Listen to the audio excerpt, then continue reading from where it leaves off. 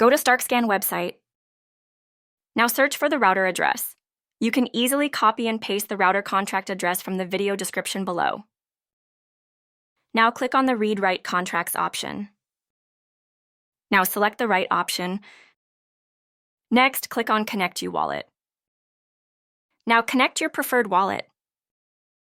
Once the wallet is connected, now scroll down and search for the Withdraw Deposit option and click on it.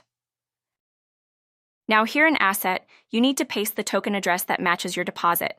For example, if you've deposited USDC, just copy the USDC token address provided in the video description and paste it here. In this video, I'm using the Stark token address. To fill in the rToken shares, follow a few extra steps to check how much you've deposited into the protocol and how much you want to withdraw. Now open the Starkscan website in a new tab to proceed with the next steps.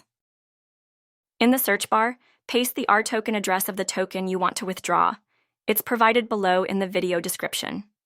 For example, I'm using the Stark token address here. Now select the Read/Write Contracts option. Next, select the Read option and scroll down. Look for the Balance of option and click on it. This will allow us to fetch the total amount you've deposited into the protocol. Next, enter your Starknet wallet address and click the Query button. This will return the amount you've deposited in the protocol. Now, copy the returned amount and paste it into the rToken shares field in the Withdraw Deposit function. Next, for both the receiver and owner fields, enter the Starknet wallet address where you want to receive the withdrawn tokens. Once all the details are filled in, click the Write button to proceed with the transaction.